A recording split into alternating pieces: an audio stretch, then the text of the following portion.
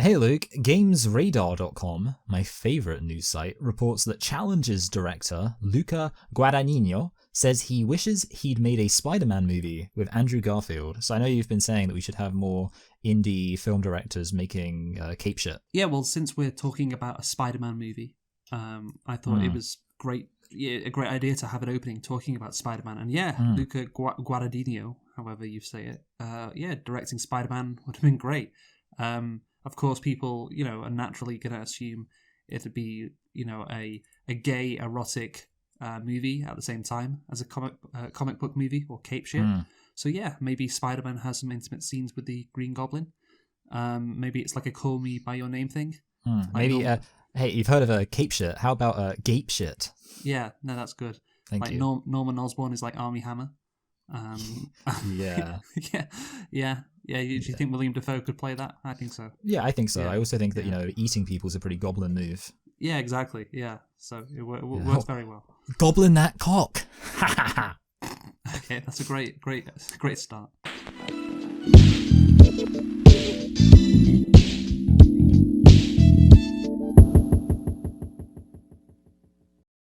Hello and welcome to Select and Reflect, the movie review podcast where we look at films that have come out in the near and distant past, we give them a couple of watches and evaluate them beyond first impressions. I'm your host Michael, and joined as always by my co-host Luke, and this week we are celebrating the release of the movie Kraven the Hunter, which is of course part of the, I think it's called the SPUM, I found this out recently. It's the, what is it called? It's SPUM, and I'm pretty sure it's like the Sony Spider-Man something universe, I can't remember, but I found out that's what it's called recently, but I didn't learn what it stood for. Well, I have here SSU.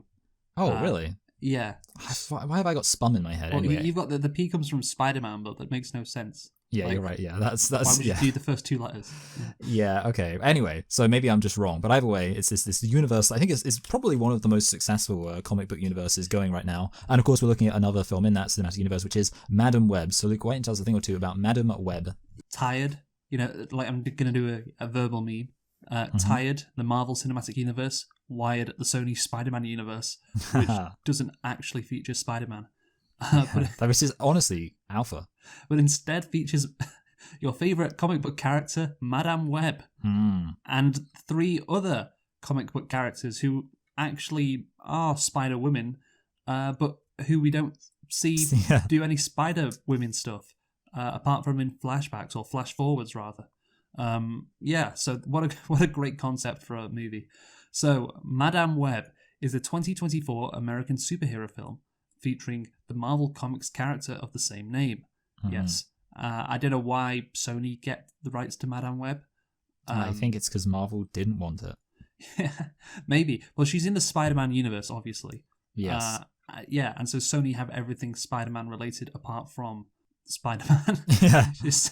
They're really onto a winner there. Yeah, and of course including Kraven the Hunter, which is why we are reviewing this movie. I don't know if Kraven the Hunter is a villain or a hero. He is, so he's a villain traditionally, because I think he's a member of the Sinister Six, which of course are sinister. But I guess because obviously Morbius is supposed to be a villain, but in Morbin time, he's not really a villain at all. So, and also, I mean, Venom's supposed to be a villain, but he's not a villain. So they seem to keep making movies about villains when they're not actually villains. Yeah, I guess it's hard to like villain movies, But anyway, so Madame Web.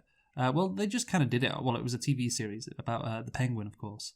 Yes. Which you haven't seen. No, I haven't seen it, but I've seen lots of, screen caps of Colin Farrell looking not that much like Colin Farrell. Yeah, so are you going to watch it anytime soon? I don't know. I mean, probably not. Why not? Is it really good? Yes. Okay, it's really good. Okay, maybe I will then if it's really good. It's funny. It's like the highest rated TV show this year. It's basically like, the thing is, I was listening to a review of one of our movies recently, and you specifically said, "Oh yeah, I'd love like a TV show about Gotham." About Gotham, where it's very much focused on the like their gangsters. I did say that, didn't I? And this is the movie that I was manifesting. Yes, and yet you refuse to watch it. Okay. So it's like it's finished already. I didn't realize that. Okay. Yeah. Okay. Yes. That's because I like to binge. I'm a real binger. I like to wait until things are finished so I can binge them. But the fact it's finished its run, that enthuses me. He goes on a great character arc. The Penguin becomes a really great guy by the end of it. So yeah, no, I'm joking. Right. So yeah, you check that out. I actually am very much inclined to check it out. Anyway, so look, the movie. Let's get back to Madame Web. Let's not talk about Penguin. Let's talk about Madame Web. So it stars Dakota Johnson, Sydney Sweeney. Did you recognize her, Michael? So yes, I did. But I also knew she was in the movie anyway. So. Oh, okay. Yeah, no, it's she really plays a convincing 17-year-old, doesn't she? Yeah, she definitely does. Okay, right. Why did you say it like that? Yeah, absolutely. The point was that she obviously looks. Well, she just is a lot older. I mean, but I feel like the thing is, it's kind of like they dress her up to look like, because she's got like the big kind of glasses, and she's obviously literally wearing a schoolgirl outfit. So it's kind of like they were overcompensating by making her look really young, or giving her the superficial appearance of being really young, such that it just made it all the more obvious she isn't actually that young. Yes, indeed. Also, it stars Isabella McKed. I don't know how to pronounce that surname. She was probably 22 when it was filmed. And Celeste O'Connor, who, was probably 24 or 25 when it was filmed. So Sydney was the older one. How old is Sydney Sweeney? Shit, 1997. Wow, she was probably 26 or 25. Yeah, what a grandma. Damn, and she was she was playing someone 10 years younger. It was like a 26-year-old going, "This woman's trying to kidnap us." Yeah, great stuff. Right. Anyway, so we have Tahir Rahim, again a guy. Speaking of age, a guy who doesn't age, of course, in the movie, and can speak really normally. Yes, that's what his character does. Mike Epps, Emma Roberts, Adam Scott as well, who plays Ben Parker. Does that name mean anything to you? Yeah, so he's in one of those comedy TV shows. I really want to say it's Parks and Rec. Yeah, that's true. But I was talking about Ben Parker. My God. Yeah. Sorry. Yeah. Obviously, that's really clever. Who's the one who says something about responsibility in this film? Is it him who says that? I don't think it is. I think it's the tribal chief guy who says that. Yeah. Okay, so that's unfortunate. Maybe she told Uncle Ben about it at some point. Yeah. Right. So the release dates for this movie was February the 14th, 2024. Of course, what a perfect Valentine's Day movie, to take you and your loved one, going out to the cinema to watch Madame Web. How romantic. Having said that, Captain America Brave New World is coming out that day as well, in 2025. Deadpool broke new ground. Oh, yeah, because Deadpool did back in 2016. Yeah. Yeah, but that is a love story. It says that, there's that line. Yeah, that's it, yeah. Yeah. There is no love story here. Well, I guess it's the love of a cynical... It's the love of an older woman for a group of three younger women who are definitely all school-age girls. Yes. A cynical older woman who hates life. And she goes to love this group of three teenage / definitely 20-something-year-old women who apparently, need a motherly figure. There you go. Can you guess, though, the budget for Madame Web? Well, my understanding is that Sony, as I believe is their formal name, are a bunch of idiots. This is what I've learned, and therefore I like to think that their main goal is to lose as much money as possible. So that makes you think the budget must be pretty high. Wouldn't that make them very smart? Oh yeah. Well, yeah, that's a good point. Yeah. Sorry. Well, actually, they're really smart at losing lots of money. Yeah, the goal is dumb, but what they need to achieve the goal, that takes real intelligence. Geniuses at it. Yeah. So I think, I feel like all these movies lose loads of money. So come on, 150 million. Well, no, only 100. Okay. Only 100 million. But yeah, it's not that long. There's not that many action sequences for it to be 150. But because it's a comic book movie, so obviously it's got to be 100 million. I don't really know how it's 100 million, honestly, but these comic book movies always are that expensive. And what about the box office? Maybe I'm saying low. Maybe I'm actually going to end up going kind of high, but I'm going to say 120 million. Okay, that's a good guess, because I thought you were going to go under 100. I was considering it for a moment, but I decided that would be silly. This movie actually made a profit of 0.5 million. Brilliant. Beautiful. $100.5 million. And again, probably because of marketing, it probably made a loss. Some people did go to see it. You know what? I remember Dakota Johnson was on SNL. And she gave a monologue, and she was like, why should you go and see Madame Web? Of course she was promoting Madame Web, which was her press tour was, as the kids say, iconic. Yeah, because she was being really weird the whole time. Yeah, because it's clear she hated the movie. Yes. Yeah. Oh god. Oh, there were so many good promos as well. I'll try and while you talk about the movie, I'll try and get one of those promos up and find it. But yeah, I remember she went on SNL and she said one of the reasons you should watch Madame Web is because your boyfriend will like it because it has Sydney Sweeney in it. Oh wow, yeah, okay, that is good. Yeah, I actually have you been I'm just going to point yeah. out, of course, in the movie, Sydney Sweeney is still in school, which is just funny. Again, yeah. One of the reasons you should watch it is because your boyfriend is a paedophile. Yes. Except actually, it's an ephebophile. No, anyway, have you seen that advert of Sydney Sweeney trying to sell you body wash and it's called a Squatch? Yeah, I don't know why she does that. She must have a gambling habit or something.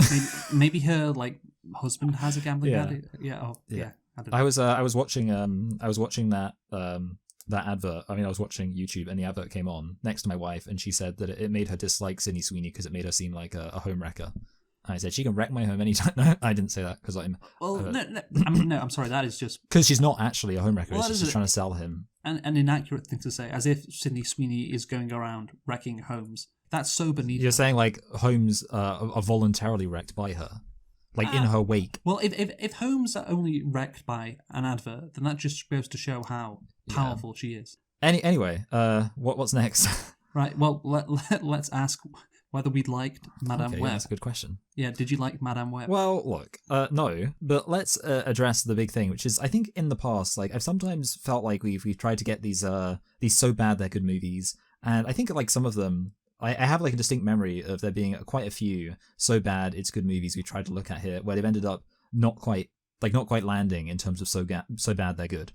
This movie I think is probably one of the better so bad it's good movies because it's just bizarre, the way everyone acts, the fact this movie was made. So in that sense, it does achieve that. Having said that, towards the end, I did start to get bored.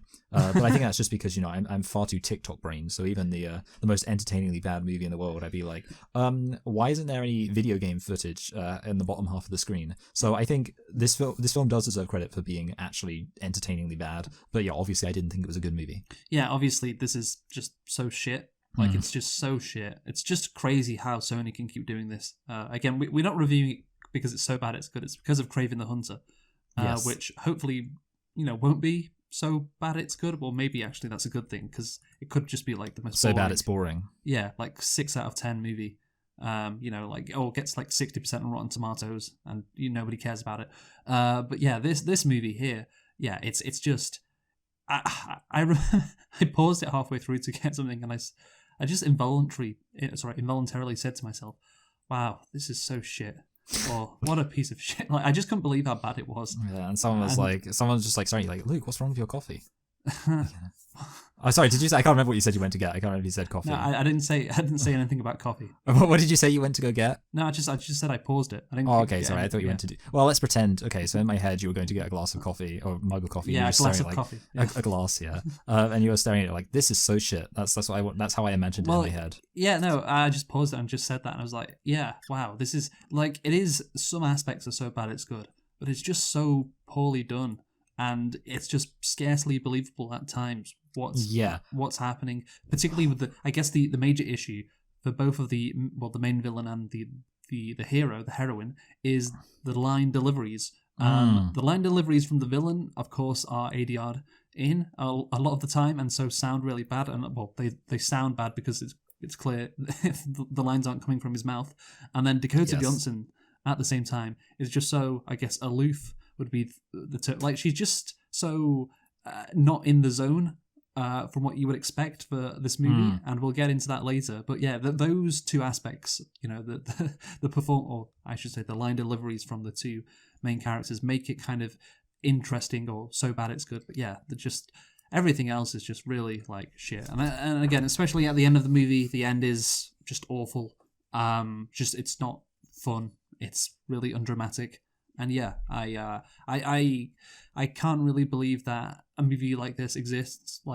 Again, I'm going to read a review later that talks about how this is a 2003-esque movie, which is funny because, of course, it's set in 2003. Yeah, I was going to say we saw Blockbuster really early on. Yeah. It's there are other clues as well, not just a fucking Blockbuster. Did you not know it was set in 2003? No, well, Oh, you know what? I'm going to be honest with you, Luke. I didn't know it was specifically set in 2003. So I inferred early 2000s. Okay, good. That's yeah, good. I wasn't. Yeah, I like obviously. Yeah, I could tell it was. I think which there I was don't a- even know why it was. Is that just because like they have Ben Parker Well, as it's like a younger man? yeah. Well, it's because Peter has to be born. Yes. Well, that's also a plot line in the movie. Peter Parker being born. Again, which I just think it's pretty pointless. It is a pointless plot line. It's not. The movie could exist without it, but it's there because it's Peter Parker. That's why it's in the movie. Yes. But yeah. So overall, really quite shit. Every now and then, when Dakota Johnson opens her mouth or Tarim Rahim doesn't open his mouth, then it gets good because it's so bad. Yes. But yeah. What about nitpicks? How many do you have? I've just got one. Okay, go for it. So it's just the fact that like none of the people. I mean, I guess see the thing is this is about like dialogue being bad, which I guess it could apply to anything. But I'm just going to say this: none of the people react at all, even slightly normally, to Madam Web. Clarence? What's her name again? Candice Webb. That sounds I'm right. sorry, what? What's Madam Webb's first name? You don't know her name? Isn't it something like Clarence? This is great. You don't know the movie was set in 2003, and you don't even know her name. Katniss? They never call her Madam Web, by the way. They never say, "Oh no, Madam Web, we're in trouble." I genuinely like once you tell me her name, I will remember it definitely. By the way, I'm sure it's something like Clarence, but that's a man's name. It's not fucking Clarence, is it? It's Cassandra or Cass. Oh yeah, Cassandra. That does make sense. Yeah, I was basically I got it. So when Cassandra says that her mother died in childbirth during the baby shower, the reaction everyone has is so not normal. And to be fair, like Dakota's also or Clarence. Nope. Her real name's Clarence. Cassandra. You know what? I was also just about to say clarinet. So for some reason Cassandra is really just not sticking with me. Like Cassandra's very awkward. But it's like the normal reaction would be like, okay, you're talking about a thing that was like, because they're like, hey, did you have any memories with your mother? And she's like, oh well, my mother actually died in childbirth. Like the normal reaction from any normal human being would be like, oh okay, like they'd kind of recognize and be like, oh I'm sorry, maybe try not to make a big deal. But that's like how every single normal human being in the world would react. Like if I was like talking to someone, I was like, oh, do you not have any memories of your mother? And they're like, oh, my mother died in childbirth. Oh, I'm sorry, I didn't realize that. That's basically how you just want. Whereas they're all like, okay, awkward, moving on, which is just like the most inhuman reaction in the world, and it's hilarious. Yes, it's very like modern comic book movie. Oh yeah, well that just happened. Yeah, which I was surprised at again, given what she was talking about. Yes, yeah, yeah. Anyway, so let's get into my nitpick. Okay, this is a big nitpick, right? So. One line of dialogue from the trailer delivered by Dakota Johnson. Yes, this one. Yeah. Yeah, again, I've talked about her deliveries, being one of the best parts of the movie. And again, this delivery, of the line, which of course we didn't see in the movie. Yes. And the line was, he was in the Amazon with my mom when she was researching spiders right before she died. And it said very quickly in the trailer. She said like he was in the Amazon with my mum when she was researching spiders right before she died. Yes, and it received particular mockery from commentators, with several memes incorporating the line into other film quotes. The line was not included in the final cut of the film. Yeah. What are you doing, Sony? Like, why wouldn't you just lean into the meme? Yeah. You specifically cut it, and I know when they. If anything, they should have doubled it. Oh yeah. So when did they cut it? When she's giving them CPR training. Oh yeah. Okay. Yeah. That's when she gives the line. There's a cut, and I'm pretty sure that's when the line is said. Yeah, I can imagine that. I was so disappointed, but I already knew it wasn't in the movie. But I was just like, God damn it! And the thing is, I think that John Mulaney, that's what he's called, at the Oscars, he mocked that line as well, and said, these are the great quotes from cinematic history, and what. He was in the Amazon with my mom when she was researching spiders right before she died. But yeah, it's not actually in the movie. What a shame. What a human tragedy. I know. So yeah, that's my nitpick. But I have a lit pick, by the way. Oh, beautiful. Which is the Madam Web promo, which I think was a cold open for one of the movies we did. And here it is. Oh, I can imagine. Yes. Yeah. This is Dakota Johnson with a brilliant delivery again. So while my character in the movie may be able to see the future. Oh God, yeah, I do remember this. And I know what the future brings. I know that when you see Madam Web, you're going to love it. In fact, I think you're going to see it twice. That's so fun. Yeah, I think you're going to see it twice. it's just she's so weird. Yeah. She's not normal, and that can be good for an actor. You know, that's not bad, but like not for this role. And we'll talk about that later anyway. But yeah, let us now get into the plot. So, Cassandra Webb, again, what a name, develops the power to see the future. Forced to confront revelations about her past, she forges a relationship with 3 young women bound for powerful destinies. But we don't, of course, see those destinies. No, yeah.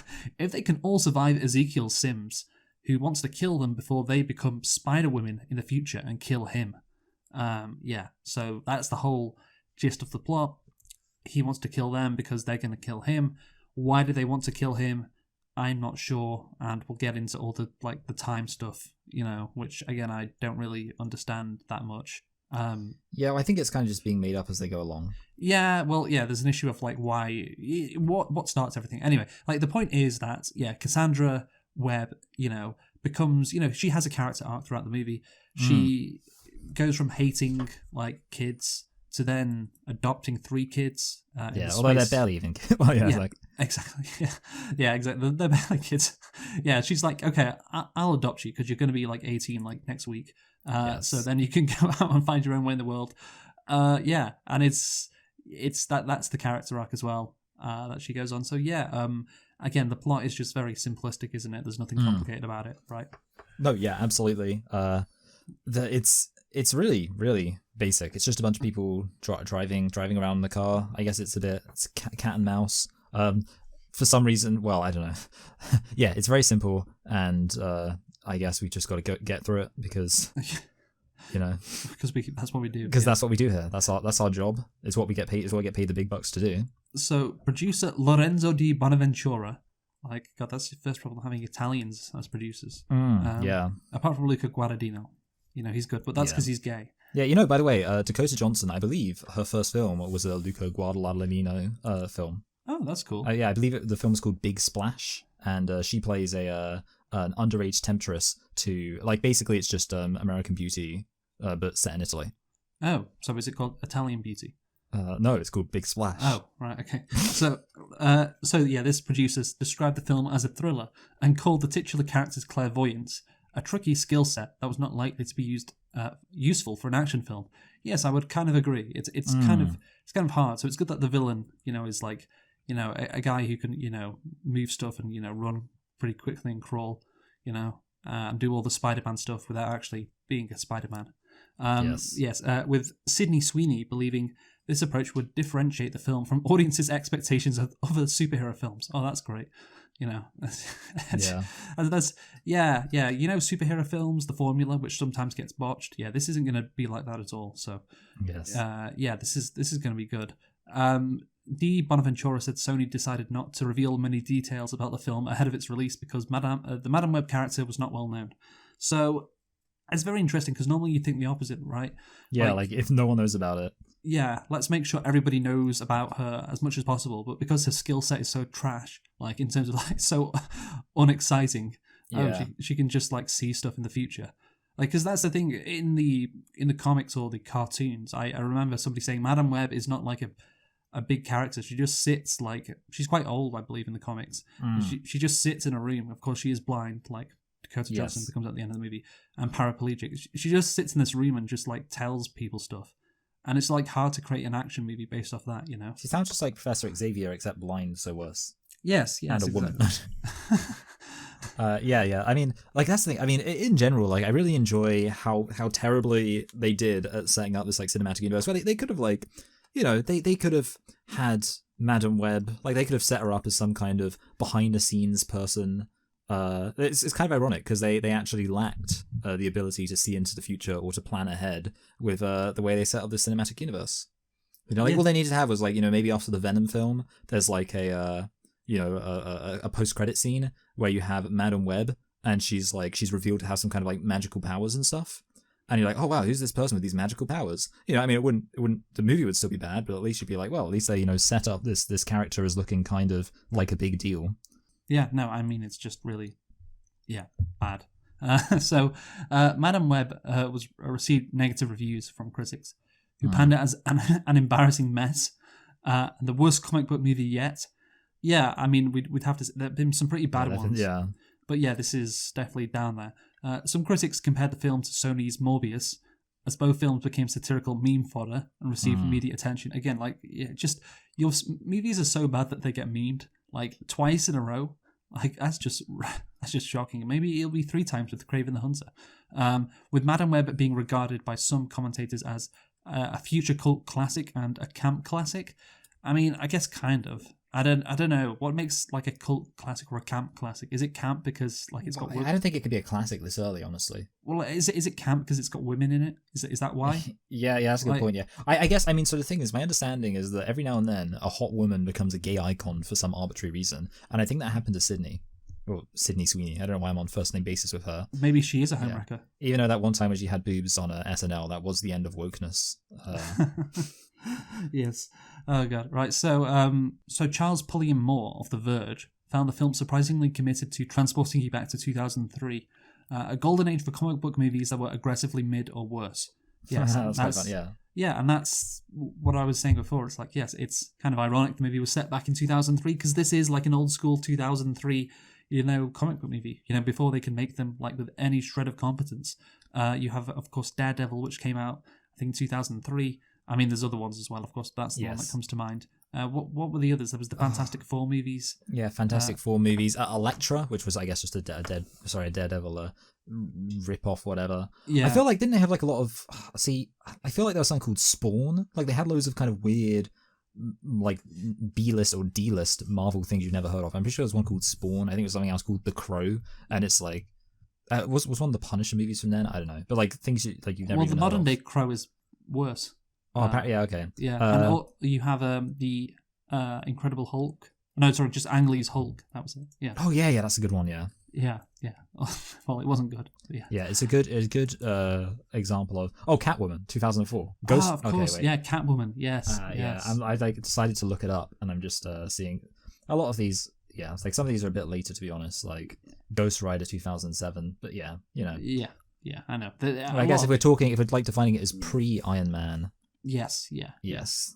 Iron Man released, or pre-Iron Man and pre-Dark Knight, which both, of course, were 2008. So, yeah. Anyway, let's get into the script, Michael. Go on. Yes. In 1973, in the Amazon, researching spiders right before...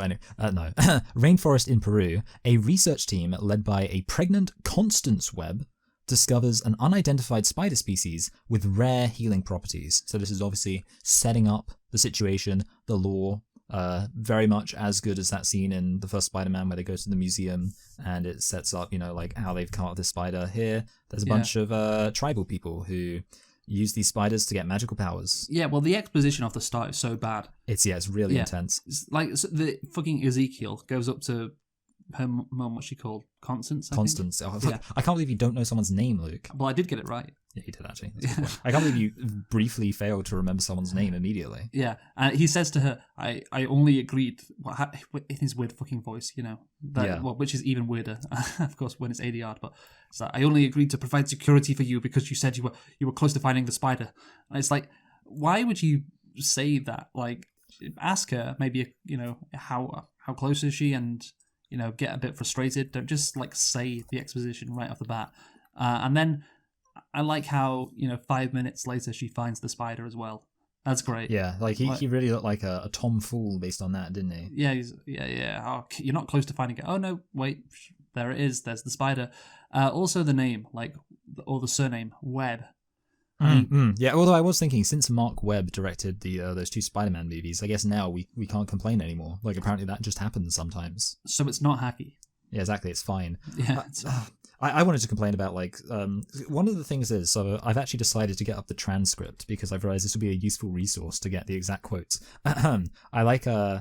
Asaranya, the mythical spider people who run across the treetops and punish evil men with their black poison pests. I'd like to make my research on science, not legends, Mr. Stamps. God, those were just... that line as well, it's awful exposition, go on. Yeah, I feel like, if I was to give them some advice to make this movie better, which I think they would appreciate, it would be like, sometimes you just don't have to explain things. Like, you could just say, or you don't have to explain everything right away. Like, they'd just be like, we've got to find the the way normal people would talk who have a pre-established relationship and didn't just start existing at the beginning of the film. But the Asaranya's, Yeah, but no one's putting in any effort you know, here. So Yeah. therefore, yeah, it's a slapdash movie somehow that cost 100 million. So we just have to get the exposition out in 2 lines, and there we go, we're done.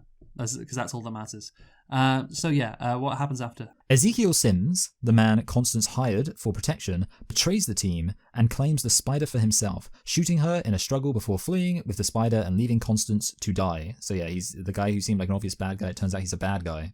Yeah, I mean, I just had no idea what was going on with the cutting and the direction here. Like, and this happens a couple more times in the movie. There's these documentary-esque zoom-ins. That's a good point. Yeah, the editing is very weird. Yeah, and it's so weird. Like, why make that choice? You know, and I remember, what was it? Is it Chris Stuckman? Is that the guy? Oh, well, yeah. Are you talking about, wait. So Chris Stuckman, he is a movie reviewer guy. Yeah. Yeah. And he said, I think this was about Madam Web. I think he said, I'm just not going to review it because Sony fucked them over. Like, Sony didn't do enough, so I'm just not going to review it. And which is just such a cowardly thing to do for a reviewer. Yeah, well, apparently he is a coward. I heard this. Yeah. Just review the movie again. If it's Sony's fault, then you know. Yeah, blame Sony. Blame Sony. But that's the thing. The directing was so bad, and again, the line deliveries from Dakota Johnson were so bad as well. So that's not Sony. That's on the director. What she called, like C.J. Simpson. Yes. Or is that her name? Did I get that right? No, I don't remember. It's S.J. Clarkson. Sorry. Nailed it. I don't know where I got that from. But yeah, S.J. Clarkson, who is a British television and film director. Great. Yeah. Yeah. We did it again. She's also a woman, by the way. So yeah, they really really not helping the idea, you know, that women just are all for like anything apart from cooking. Are they? Yeah, exactly. Yeah. If anything, they should be ashamed of themselves for forcing us to reach that conclusion. Oh my god, did she also write Madam Web? No. Oh no, this is her creative vision, but she was screwed over by Sony. Otherwise, it would have been fantastic. She was the director. Okay, she's one of 4 writers, and the story is by 3 people and she's not there. So I didn't really know how much input she had with the screenplay. But man, God, the directing, especially in these action scenes at the start, it was just awful. And then of course Dakota Johnson as well. Yeah, it's just one of the worst directed movies that cost $100 million, Michael. $100 million. And again, like, yeah, Sony may have screwed them over somewhat, but still, with $100 million, why is it this bad? You know, there isn't really an excuse for that. I think it's a failure from everyone, basically. And they should all be ashamed, frankly. Yes. Yeah, and also, why doesn't Ezekiel Sims, you know, why doesn't he just kill her? You know, the fucking Constance Webb. You know, he shoots the other guys. He doesn't shoot her.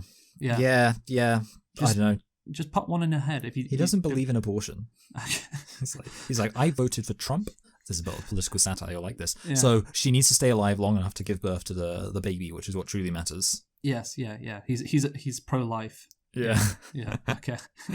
God. Yes. Right. Anyway, speaking of pro-life, an indigenous tribe attempts to save her by having one of the spiders bite her. However, she dies, you know, no big loss, but shortly after giving birth to her daughter, Cassandra. So, yes, this tribe saves her daughter. I couldn't believe what I was seeing, by the way, because, like, these Amazonian people, which apparently, again, were fairy tale stuff, even though, you know, I don't know how their fairy tale stuff went. Again, like, indigenous tribes are documented across, you know, the world, but whatever. Like, why do they just show up, and how come they speak English? Yeah, that's a good point. Like, it's not like there's some uncontacted tribe or anything. Or rather, you know, like, it's kind of like... Sorry, I was going to say the opposite. It would make sense that they are some uncontacted tribe, and yet, obviously, the fact that they speak English would imply they're not.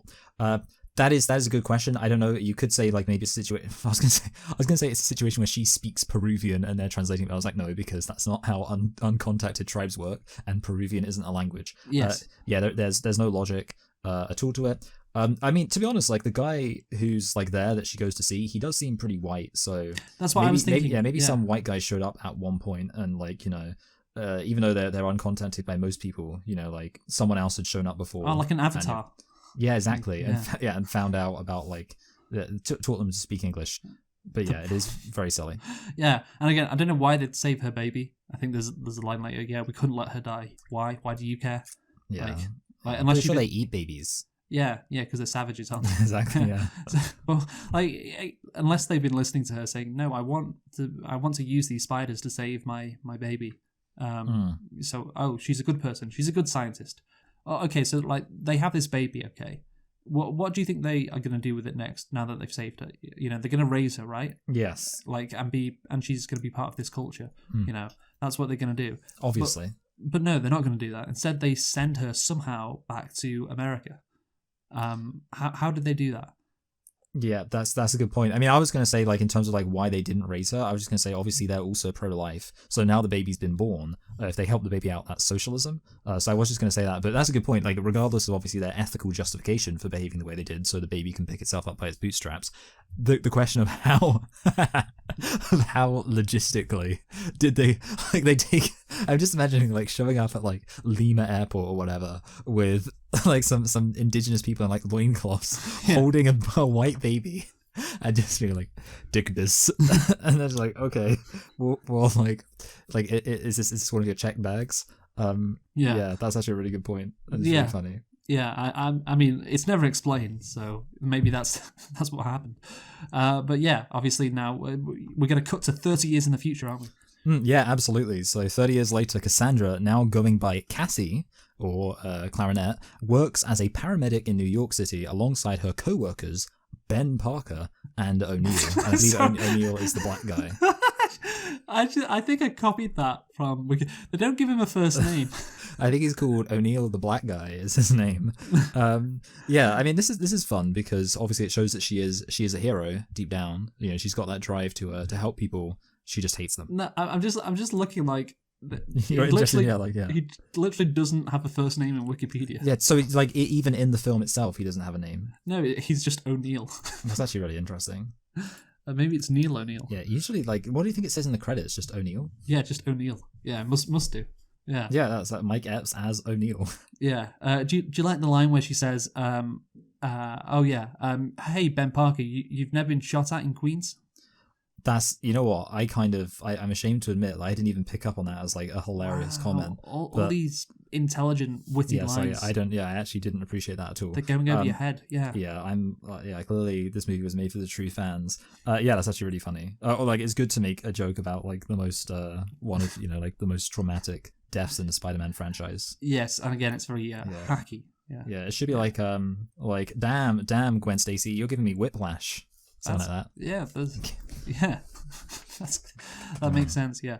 Also, like the ambulance scene, when she's racing through traffic, it's so weird. Again, it's so like, why make this like so exciting? Like, she's just driving through traffic in an ambulance. Like this happens every day. Is she really good at it or something? Not really. It seems like it's so undramatic, but like the movie's like, yeah, let's make it really dramatic. And of course, it has no impact on the plot at all. So. Yeah, and then it just ends with this girl stepping in front of the ambulance. And yeah, I put in my notes, what am I watching here? Like, it's just one of those moments where you're like, what is going on? Like, what am I seeing here? Just, Dakota Johnson's performance as well, her line deliveries. Yeah, it's just... Yeah, did you think the same thing at this point? Like, what is going on? Yeah. Like, absolutely. You're just like... I was like, I can tell they're trying to do something, but I don't think they've quite... managed to do anything. Yes. Yes. So Cassie is cold and unsocial, by the way. Did you pick up on that? Yeah. So they very subtly kind of introduce this. Yes, I put it's so unsubtle. Yes, indeed. Like a kid is handing her like a picture or something, and she's just like, "Oh yeah, what do I do?" Like, are you like, not to use the R word? Yeah. Like, are you not neurotypical? Yes, but just accept the picture and say, "Oh, thank you."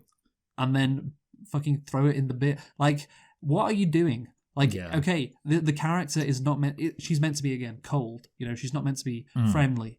She's not meant to be good with kids. Okay, but, like, you don't need to be so dramatic about it. Like, this movie really hits you over the head with it.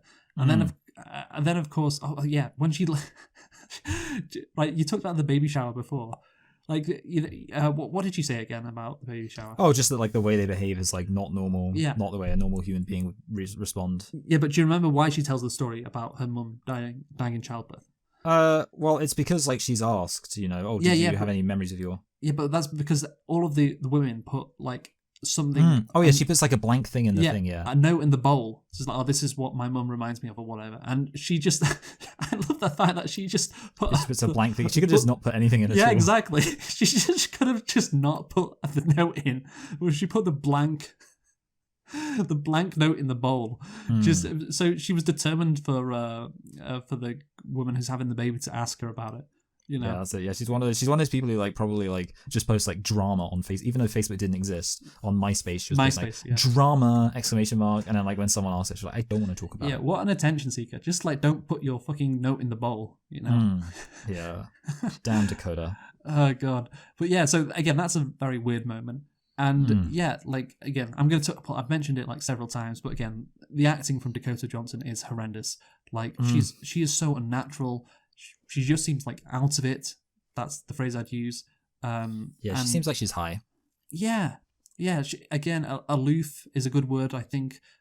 She's just not with it. And I think this acting style can work in certain movies, but it doesn't work in this movie. And I do think she had a comment which was like, "Oh, I think I really work in this universe." You know, or in like comic book movies. She's not like other girls. Yeah, but I think that's true. You know, she doesn't work in these comic book movies. But that's the thing, like, you should... like, it's called acting, okay? You should have, like, more range than just, like, this ditzy kind of, like, again, aloof character, which you seem to play in, you know, in this movie. And, like, of course, I remember seeing her in 50 Shades. She's kind of similar. Yes. Yeah, in that movie. So if you don't work in this universe, then you're just not a very good actor, honestly. Because it shouldn't be hard to put a performance together that is just a bit competent, but she can't do it. It's kind of the opposite to Ryan Gosling, how like people, and like there are other actors like this where they kind of jump around genres because they like to kind of try their hand at everything. It's like, oh, I want to be in a sincere romance movie and a weird kind of wacky comedy and, you know, a horror and blah blah blah. So yeah, to be the exact opposite, I mean, you know, maybe you could say, oh, she could be good. To be honest, I haven't actually seen, like, she's a it's worth noting, I believe the technical term is a nepo baby. Yes. I don't know exactly by what metric, like who her dad is. Her dad is, I think is it Don Johnson, the guy who was in Miami Vice? Okay, cool. Yeah, like I will say, I've never seen her in anything that's made me have think that she's a good actress. But maybe she just needs to find the universe she works in, and then she'll be fantastic, and she can stay in that. Yeah. Have you seen Knives Out? I've seen Knives Out. Yeah, the first one, but I didn't actually even remember she was in that. No, she's not in it.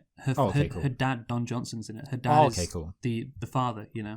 Okay, yeah, cool. Yeah, and it's funny because, of course, you know, he in the movie has a nepo. That's it. Yeah, that's a good point. Yeah. Yeah, he has a rich daughter who again isn't very talented, and same thing in real life, you know. Yeah, that's pretty mean. Why he gave such a good performance in Knives Out? Yes. Yeah, he's used to it. So what happens next? Yeah, so Cassie falls into the water and has a near-death experience. Ben revives her, but she begins to experience visions. Initially, she dismisses them as déjà vu, but after failing to prevent O'Neill's death, Cassie realizes she can see into the future. So yeah, basically, once she screws up, she's like, oh, I guess I have these magical powers. Well, typical miserable Cassie being like, you know, it's not like she does something good and she's like, oh, I can see into the future. She does something terrible. Can we just say R.I.P. O'Neill, by the way? Yeah, R.I.P. O'Neill. He's got a first name in heaven. Yeah, also it's a weird way for her to get her powers, right? Yes, yeah, that is true. There's like no, I mean, it's kind of really similar to Catwoman, isn't it? Because Catwoman, she like falls into the water and then a cat burps on her. Here, we just don't have a cat burp on her, so it's worse. Yeah, it is worse because she just falls into some water, and spiders love water. No, but that's the thing. So I guess what triggers her powers is she goes through near-death experiences, or that's what triggers it somehow. I don't know why, but that's what gets it going. Also, like, I know we've said R.I.P. O'Neill, but I do want to talk about O'Neill's death because yes, I thought, like, because she's got blood on her hands, okay, yes, and she's like pumping his chest or whatever. You thought his chest was going to explode? No. Okay, that's what I thought. No. So basically, the point I'm making is, I knew that he was going to die, of course. Yes. And they were at this. I don't know what they were doing. Was there an explosion? Is that why they were called all these paramedics? But yeah. Yeah, there are a bunch of them there, and so I thought, oh, like this O'Neill guy. You know, what's going to happen is he's going to, you know, go into a building, it's going to explode, and he's going to, you know, almost die, and then Cassie's going to fail to save him, because, you know, they're at this dangerous accident. But it's so much dumber than that. because of course what happens, it's not like it's nothing to do with O'Neill actually being put in danger by doing something on the actual job. He just literally gets in his ambulance and then a fucking truck rams into him. Which, to be fair, like, I'm going to say, it didn't seem like the truck rammed into him that hard. I know that, obviously these things are serious and, you don't want to play around. But I was, like, thinking, I was expecting something more dramatic. And I was like I was expecting, like, but it's kind of just like a, Also, how did he not see a massive truck coming his way? Yeah, that's actually a good point. Like, when a lot of the time people like die in car crashes, if a car crash is just there for the sake of plot, characters suddenly lose all their peripheral vision. Like, he's clearly a good driver because he drives an ambulance, so you have to be somewhat good. And also he's, like, in broad daylight. And yeah, he just doesn't see a truck coming. And just again, I think it's like it was the truck's right of way. Honestly, if you think about it, yeah. I mean, I'm not really sure on that, but also after that, okay, you didn't catch this. I know you didn't because you don't pick up on these details. No, I didn't. Yeah, but I do because I pick up on these details. And there's nowhere to hide for CJ Simpson or whatever she's called. No, what's she called again? J.K. Simmons. Yeah, S.J. Clarkson. SJW. Yeah, there's no place to hide for S.J. Clarkson because we have a wide shot of the accident. It's the last shot of the scene, and we can see clearly that the road that the truck was traveling on, the road ends because the harbor is right there, so the water is right there. So basically, the truck would not have been going that fast unless the truck driver wanted to commit suicide and careen into the harbor. So actually, maybe that guy saved that person's life. Yeah, kind of beautiful. Maybe O'Neill in his last act stopped a suicidal truck driver from driving into the harbour. That's actually quite beautiful. Yeah, I love that. And then that's the thing. You didn't need to show that shot, S.J. Clarkson. You didn't need to show that last shot. But I saw it and I was like, wait, that doesn't make any sense. The truck wouldn't have been going that fast unless, of course, he was suicidal, the driver. So yeah, again, awful directing, and you didn't even need to show that shot. You thought, oh, that's a nice shot to end the scene. Nope, sorry, you ruined it. Yeah. So yeah. Anyway, what happened? Let's talk about Ezekiel some more. Yeah. So, well, Ezekiel, who has limited precognition power, sees visions that lead him to believe that 3 teenage girls are destined to kill him. So yeah, he has these dreams.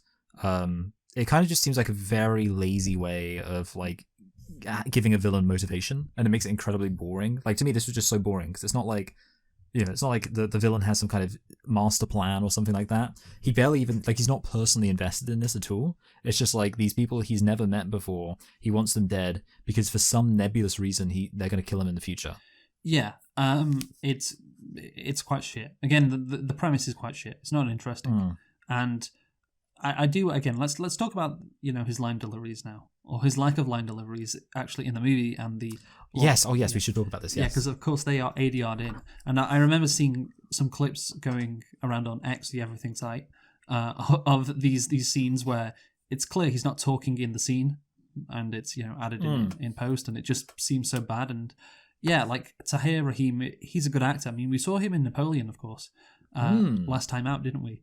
But yeah, they just butcher his performance. And again, you could say, I don't know, was it a sound issue? Was it a script issue? Like the script wasn't good enough, so they had to beef it up. But again, like as a director, sorry, S.J. Clarkson, this falls on your shoulders again, like everything. Sony screwed her. You are the director. Yeah, it was Sony. No, like get him to do proper line deliveries if it's a sound issue. But I don't think it would have been because that's incredibly incompetent, for a $100 million movie. So, okay, recognize that, oh yeah, maybe we're not giving enough exposition, in these scenes, so people don't know what's going on. And so you don't have to add a bunch in post-production and make it seem completely unnatural and make it's like farcical how bad it is. Like it's crazy. Again, $100 million and yeah, this is an issue which just should never ever happen.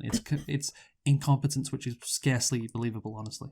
Yeah, I mean, see, I'm really happy that I was like out of the loop here because I went into this movie the first time I watched it, not knowing about this specific aspect, and it was really enjoyable hearing this guy who sounds like an anime character and being like, I was like genuinely thinking, is this some kind of like weird, like have I somehow ended up with like this movie was like dubbed into a different language or something and then like dubbed back by someone, or like why is there a fan dub for this one guy's lines that sounds like it was like recorded in a little booth over, like in an afternoon, where he just read out each line in the exact same tone. I was like, what is happening here? And I actually had to like do some research to be like, hold on, is this like an actual thing? And yeah, finding that out was, it's incredible, because it's kind of like, it's one of those things where you think they didn't need to do this, and I'm so glad they did, because obviously, like, imagine how annoying it would be if they just took an otherwise kind of average movie and had this in there. Yeah. Like it would kind of just be like, but the fact they took this movie which already has so much ridiculous stuff going on, and then on top of that, they were like, hey, let's have the guy just be like, I noticed you said this thing about me, but I'm not very happy. I don't know. I'm making up the line, but like that's the way he talks. Like it's literally so crazy. And like brilliant. Yeah, it's ridiculous. Like when he is talking to his assistant and telling her to track the girls in his vision. It's so bad. You know the scene I'm thinking of, where he's like, where she's like, oh, I didn't know we'd be killing teenagers, and they're teenagers now, but in the future they gain powers and try to kill me, and it's just it's so bad. I mean, what more can we say about it? It's so noticeable. Like you noticed it and didn't know. It's yes, it's unmissable. I genuinely think like anyone this isn't like a thing where you have to know a lot about like audio technician stuff or whatever. Like sometimes you'll get people be like, oh, you can hear their mic peaking here, and I'm like, okay, nerd, but here it's like obvious. Also, like he keeps saying these lines like that they will not take away everything that I have built. I came from nothing, less than nothing, and look what I've built.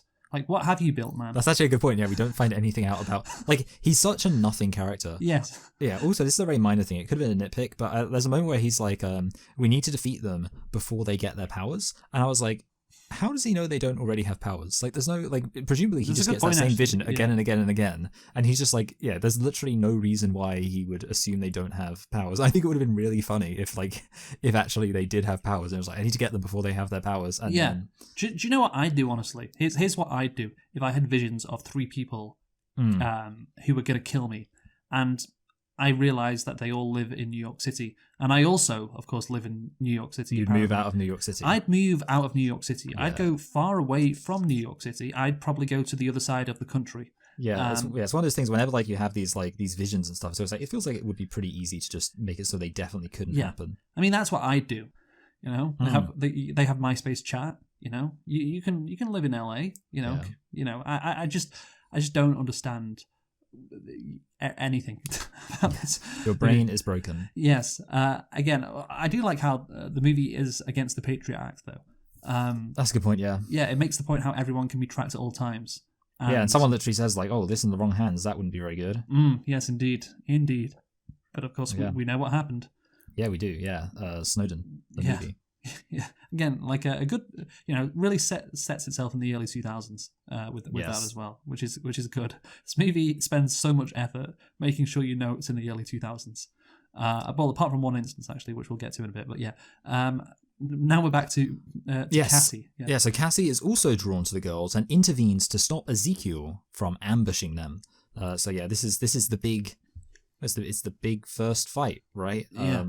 There's mostly it's her just staring at people. I think you already mentioned that this ability of hers, it's not that cinematic, especially not when she doesn't have any other like abilities to complement it. So she's kind of just sat there like awkwardly not being able to do anything. Yeah. Also, I just want to say first off, I'm going to compliment the movie. I like when Cassie realizes she has the power to change time. Oh, yeah. I actually like that scene. It's a bit dumb, like she talks to herself in like a really stupid way. I think she's like, "You're not dead anymore." Like, talking to, but like, yeah, the thing with the pigeon, I actually thought was a very like, well, I'm not gonna say very clever compared to the standard set so far. Yeah, I liked it too. It was nice. It was a nice moment. I was like, oh wow, I have power. I'm not just cursed with this knowledge of seeing people die. I can change things. Okay, so the scene at the train station though. Right, Ezekiel. Well, I just want to talk before we get into it, like about how does this time thing work? Because Ezekiel, he has this tech that allows him to track the girls, and he's had these visions for months, and the exact time he finds them is when they're all together.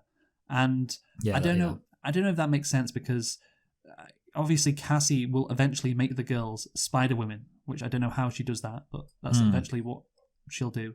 And the reason why, of course, that she grabs these girls or kidnaps them is because she sees that Ezekiel is going to kill them. But again, why is Ezekiel going to kill them? Because they're going to become Spider Women. But they wouldn't become Spider Women if Ezekiel didn't try to kill them. So what triggers this? Is it just an alternate future that Ezekiel sees? And if that is the case, then why doesn't he think that? Why does he think the future is set in stone? I mean, I'm not sure what is the thing that happens that triggers everything. Well, yeah. I can't answer your question exactly, but I did write at one point. I wrote, it's obviously just a self-fulfilling prophecy thing, which is boring, and because that's basically what it is. It's like you can tell that him, and the chicken egg scenario there is an issue, but also just the fact that it's like that the only reason why this stuff happens is because he thought it would happen, and that's what makes it happen. It's just very dumb, as I kind of already touched on. Like, this character doesn't really have much of a, motivation. No one really has any motivation, because obviously the whole thing's just driven by this guy's visions. And you are just left the sense of, so if he just ignored them, then nothing would happen, which is exactly. So dumb. Yeah. So, and again, does he not think, or maybe this is just an alternate vision? Yeah. Oh, I mean, the other thing is, of course, and this is like the big thing, seemingly the only reason that they kill him is because he was trying to kill them. That's the other annoying aspect of it as well. Yeah, exactly. So again, because I was gonna say, we don't really see what he's doing either. I guess it's already been established that he does murder people. Yeah. So maybe they've had a reason to kill him anyway, but he's evil. But maybe we don't know. Maybe he's not murdered someone for 30 years. Maybe which means that he's basically already served his time. Yeah. So okay, let's talk about the actual scene again. Dakota Johnson's acting is just unbelievable. Because Cassie is like, hey, this is an emergency. You are going to die. In such a nonchalant way. And all the girls just listen to her and do what she says and don't ask any questions. Like, wait, what do you mean I'm going to die? What are you talking about? Yeah. She could have said, I'm a paramedic, right? Or something. And you need to get off the train. I don't know. But it just she's just so, considering she knows what's happening, she's just so calm. Well, not calm about it. Just so demure about it. Yeah. Let's use a TikTok word. And then all the girls just follow what she wants, I think if I had to try and get some people off a train, if I had to convince someone that they're in trouble, I'd pretend to be from the government, at least then maybe I'd be they'd be like, oh, maybe rather than just being like, oh, you're going to die for no reason. But yeah, definitely the way she says it makes it seem even less believable. Yeah. Then Sydney Sweeney says the line this woman is trying to abduct us, which again is funny because she's 25 when she said that. And then they all see the evil Spider-Man and they all are big fight. Oh yeah, shit. Well, I guess this crazy woman was right. And for some reason this evil Spider-Man, again, I don't know why his costume looks very similar to the actual Spider-Man, doesn't he? Yes. So, which is weird because they obviously, unless Peter Parker was inspired by this Spider-Man, which would be why weird. does he even need that costume? What is he doing? Well, he needs to hide his identity. But again, the whole costume thing is unnecessary, isn't it? Yeah. Yeah. Again, I don't know why he takes out the cops either, That's a good point, yeah. Just take out the girls. But no, he goes for the cops. So, of course, the girls can escape. But yeah, obviously what happens when they escape? Well, Cassie steals a taxi and takes the girls out of the city to hide them in a nearby forest. And nearby is in quotes there from Wikipedia, so I guess that's just because the forest isn't defined. And she just says it's nearby. Is it because New York doesn't have forests? Are there nearby forests near New York? That is a good question. Sorry, I put the quotations in. Okay, yeah, that makes sense, yeah. And you're right there I that's kind of what I'm thinking as well. I also thought it's kind of funny that they get sort of lost in the forest and they're looking for the car. And I was thinking, what if this turned into the Blair Witch? Yeah. But, okay, so when they're in the taxi, none of the girls ask her, how did she know that evil Spider-Man was trying to kill them? Or who was that guy? They don't ask these questions. Or who is she? What's her deal? Or why is the evil Spider-Man even trying to kill them? They don't care about that at all. They just bicker, because it's a comedy, because it's a modern comic book movie. Yeah. So, yeah. And because they're women, you know what it's like. They like to bicker and fight among themselves. Well, I guess so. But eventually in the New York forest, the famous forest nearby New York City, they ask these questions. And Sydney Sweeney, of course, says, he was crawling like a spider person. Yes, that's good, because not Spider-Man. They can't say Spider-Man. I just love movies. Yeah, I noticed that and I did enjoy it. I do find it a bit weird that obviously, it's kind of okay, I guess these kind of things happen, but the fact that it's she has the three alleged, because obviously she gets assumed to be the kidnapper, and she has the three alleged kidnapping victims with her, and you'd think it should be very easy for her to just show up at the police station and say, hey, here are the three people, maybe not do a call because, maybe she knows that it can be tracked, but just show up at the police station and say, hey, I have and maybe that would still be a problem because the spider would get them. But like that's what I would do personally, but I guess it's okay that she doesn't do that because whatever, maybe she doesn't trust people. It's fine, but I just thought like it's kind she of doesn't trust the police. maybe, I don't know. All I'm saying is like certainly the fact that she has the 3 people who she's supposed to kidnap with her, and they all know that she didn't kidnap someone, means you'd think there should be a pretty easy solution around this. Like Yes. she's the kidnapper problem. No, but the movie needs to happen. Yeah, that's it. Yeah, you So are right. Yeah, they can't did go to forget the that. police. Yeah. Yeah, I can respect that. Anyway, Cassie returns to her apartment and finds her mother's notes, which tell of Ezekiel's identity and the true nature of his powers. And of course, the real question we're all wondering is, I hope the spiders were worth it, Mom. Another good line. Yeah. Yes. Yeah. So did her mum take a picture with the head of security, by the way? Yes, good point, yeah. That's what scientists often do on these explorations. Like, let me get a quick selfie with the head of security. Yeah. But yeah, it's weird because I thought, based on that line in the trailer, of course, that I thought he was going to be a fellow scientist who betrayed her. But no, he's just a head of security. Because I guess if he was a scientist, then he wouldn't come from less than nothing, and it wouldn't be impressive what he's built. So that impressive character stuff in the movie would fall flat, you know. Yeah, so, ignoring Cassie's instructions, the girls go to a diner where Ezekiel finds them. After incapacitating Ezekiel with her car, Cassie saves the girls. Now, look, here's the big thing I have to say about this, and it's like the obvious thing that everyone points at. Like, you'd have to be an idiot not to point this out, because it's, how is it that in the first vision, she walks on foot to the diner and gets there just as, like, before everything's going down? She, like, has a conversation, then he shows up. But in the later vision, she drives there, and it seems to be a considerable distance, and she's driving quite fast, and she's only able to get there after Ezekiel's already shown up. Well, no, that I think makes zero sense. I think she was waiting for him. Oh, you think? Oh, you know what? That didn't even occur to me as a possibility that she was just waiting for him. She was waiting for him to show up, and as soon as she shows up, I'm going to ram him with my car. Yeah. You know what? Actually, I mean, yeah, okay, fair. Like, that didn't occur to me. I was just like, it seems like she just showed up last minute. You really okay. hate this movie so much. Yeah, I know. Yeah, just coming out with these unjustified accusations. Can I talk about the girls just wandering off? Like this spider person, again, not Spider-Man, spider person has almost spider individual. Yeah, killed them, and they, you know. Fucking Cassie, who saved them, is like, hey, just don't wander off. And what do? They wander off. Like, this man is trying to, kill you. You're in danger. But no, let's just go to this diner. Like, who cares about the fact that, we were almost murdered. And, apparently this diner is playing Toxic by Britney Spears on a constant loop. Yeah, because it's 2003. Get it? Yeah, well, I suppose actually that's the other thing. That's the thing that, you just reminded me. That's why I was thinking she didn't do the... like, she wasn't waiting, because in my head I was thinking the fact that Toxic started playing was like the countdown, because it's like, oh no, Toxic's playing. That means she's got to get there before the song is over, because that's when he shows up. But I mean, maybe they're just playing it on a loop. Yeah, but maybe it's on a loop. Yeah, it was a popular song and the only good song that came out in 2003. Yeah. So I do like she escapes with the girls and they go to this hotel room, and that compression scene is so bad. It's just.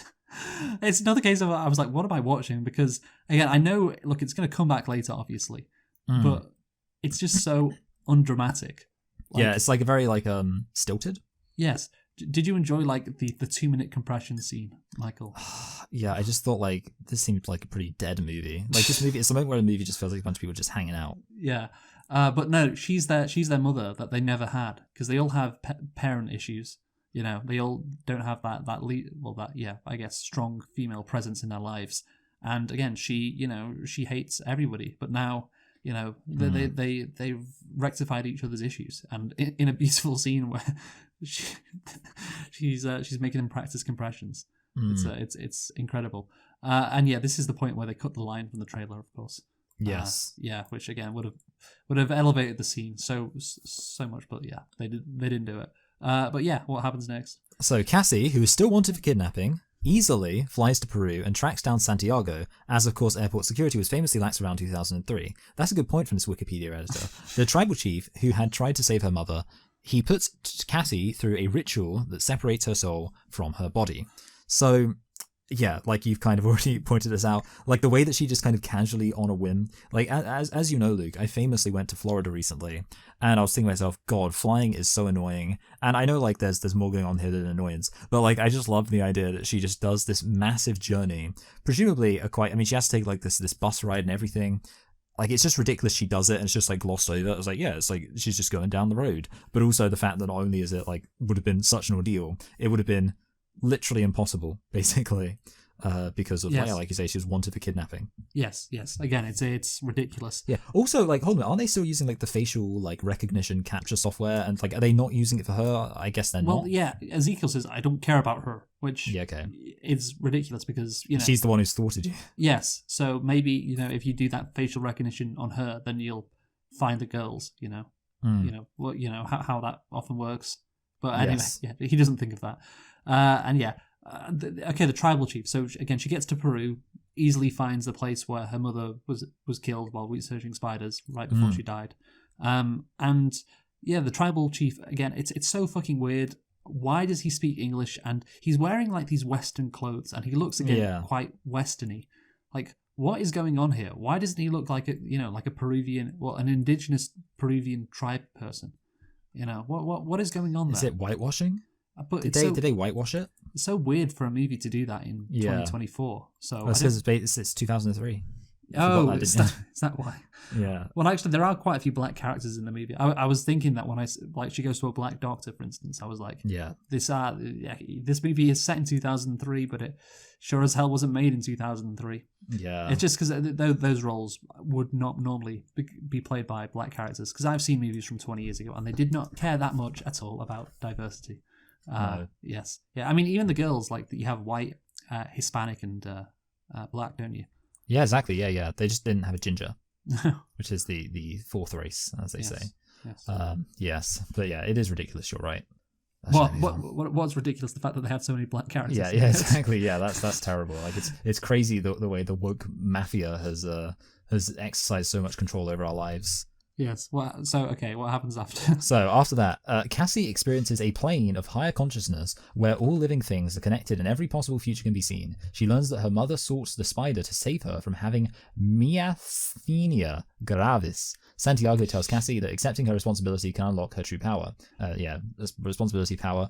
No, do you know the line he says? I can't remember the exact. I'm gonna find out. He says, "With responsibility, great power will come." Yeah.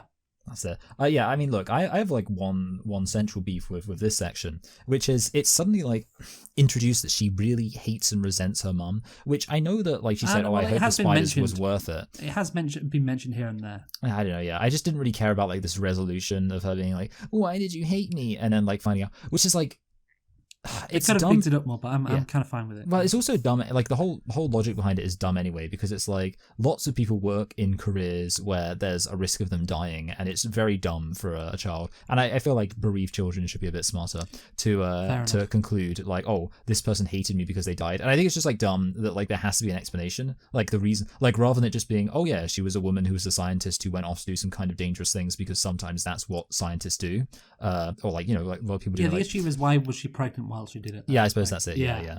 Again, because we're also pro-life, so we think she should have just been focusing on, you know, having the baby. Maybe she should have been in a suburban house barefoot. Yeah. Or like alternatively, if she was, you know, not white, she should have been working 2 jobs and not having a welfare baby.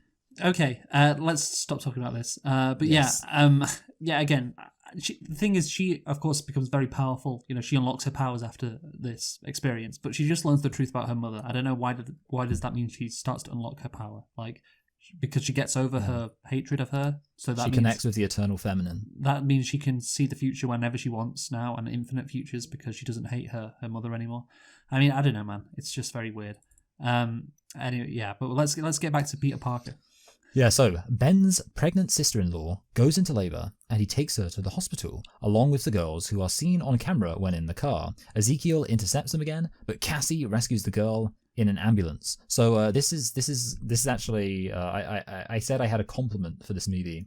It's a pretty basic one, but we kind of mentioned that like her abilities, they're pretty boring, not very cinematic. I do think the moment where she like times the AED, I believe it's called the AED, the electric thing, was like a fun moment. Again, not like fantastic, but just like I was like, oh yeah, okay, that's cool that she like used her abilities in a pretty clever, unique way. Yeah, well done. Yeah, no, it's one of the best moments in the movie. 10 out of 10. Yeah, 10. Yeah. But why do the girls need to come along with her? Or with Ben? And that's a good point. Yeah. And fucking Ben's pregnant sister.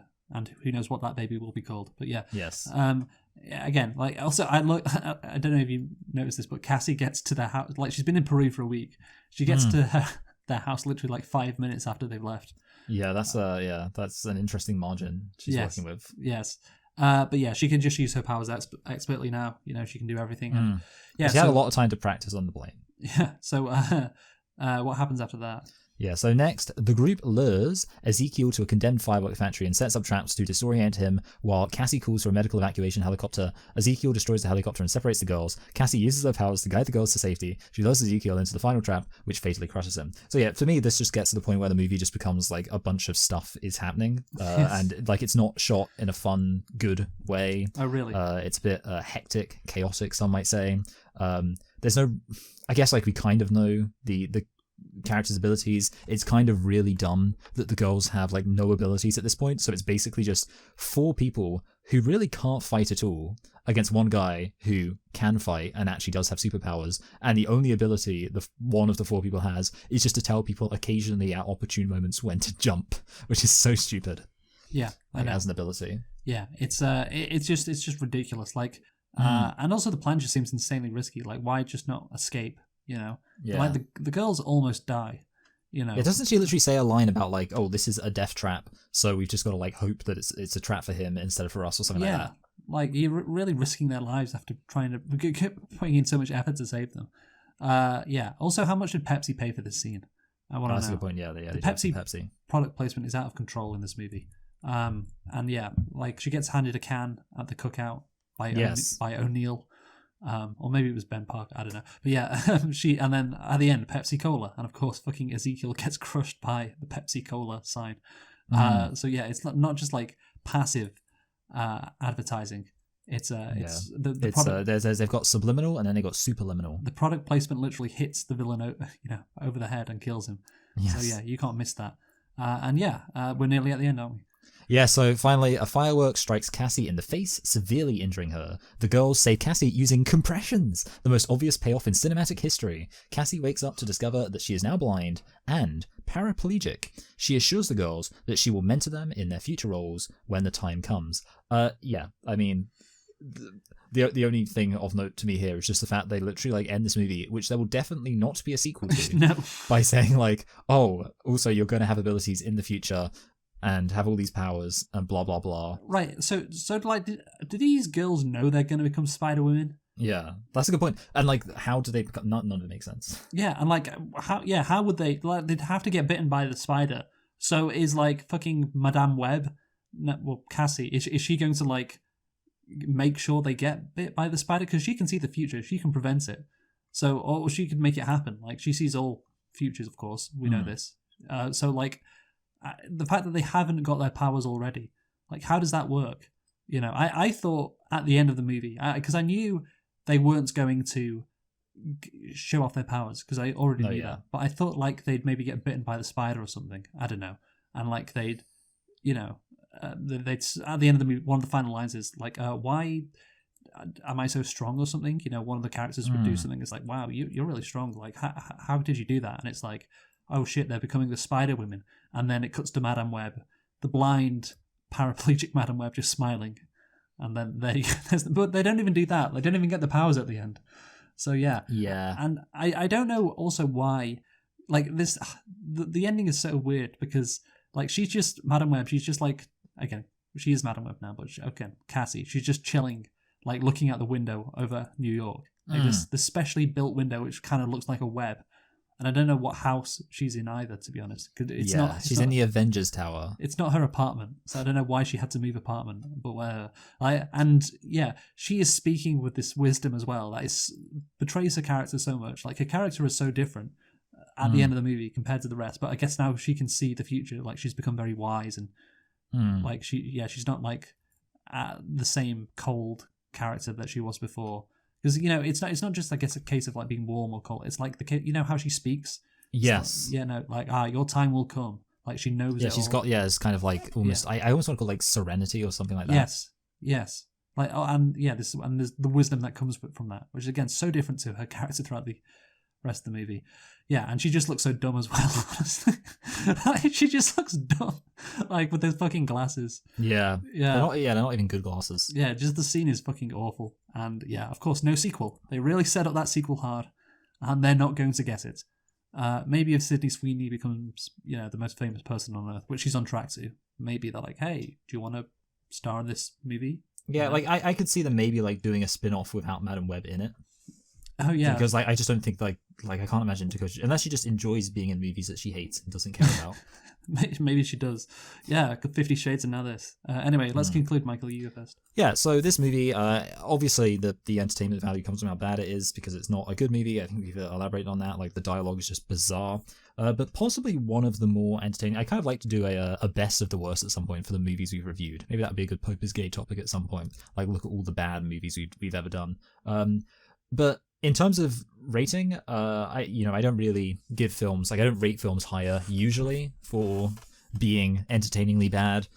I mean, maybe if this film was completely boring, I would rate it like super low. I'm gonna give it a middling 2, and maybe to be honest, some of that is actually getting a bit of benefit from being entertainingly bad because apart from that, this film is just, I mean, it is bizarrely incompetent, creatively incompetent, you might say, but just the plot is really boring. And yeah, the ending is worth noting. The ending itself is very boring. And I would honestly say, in terms of like, if we were doing recommendations here, I'd say watch this movie, but basically as soon as they do the AED thing, just stop watching the film after that, and at least it will end on a high, because after that it's all pretty much boring. And that's my review. So yeah, middling 2 out of 10. Yeah, you're right. It's so bad, and yeah, it's kind of entertaining in some areas, like marginally entertaining. Again, Dakota Johnson, when she speaks, it's just so weird, and you can get some like I didn't want to like skip forward or not concentrate on what she was saying, because every line delivery, it was just, wow, that's a crazy way to say that. So yeah, 2 out of 10 I think is fair. Yes. Again, yeah, it's if Dakota Johnson just played it boringly, it may have been just a 1 out of 10, but also at the same time, like, because she was so bad, it contributed to how shit the movie was. So yeah, I don't know, it's difficult, but 2 out of 10. By the way, Gladiator 2, Michael, we did the Rotten Tomatoes. Oh yeah, cool, yeah. I got it bang on because it was 73 on Rotten Tomatoes. However, you thought it'd be 75, so you only gained 2 points. Okay. So now you have a total of 9 points. Of course, more points is worse. Yes. You have 9 points. I have 16 points. So you're winning by 7. And we are going to guess Kraven the Hunter now. What Rotten Tomatoes score Kraven the Hunter is going to get. Oh, goodness. Yeah, this is an interesting one. They magically pull off a good score. Whatever you guess, I'm going to guess 8 off it. Yeah, of course, that makes sense. All right, okay. Yeah. So yeah, I can just say it myself right now. 3, 2, I think I'll just go right down the middle. But yeah, okay. So 3, 2, 1, 50. 50. Okay. Just right down the middle. Right. So do you want to go higher or lower? I have faith in Kraven the Hunter. You could, yeah. I think maybe higher is a smarter move. I'm going to go 58. Okay. Come on, it can't be. That's what it all comes down to, yeah. It can't be lower than 58, man. Come on, just like a semi-decent movie. It can't be that bad. Yeah. Anyway, what are we doing next time? Well, next time, obviously, we're getting another reason to hate women. We're going to be looking at Twilight, New Moon. Yes. So join us for that. Another great performance by, of course, the writer who inspired 50 Shades of Grey, who helped Dakota Johnson become famous. That's such a good point. Yeah, it does connect. So much going on. Like her web connects everyone. The future, infinite futures on it, and there's a direct line from Twilight to Dakota Johnson appearing in Madame Web. It's all so beautiful. Anyway, join us for that next time. We've been selecting and reflecting on Madame Web. And join us for Twilight next time. 2 great movies in a row. Goodbye. Goodbye.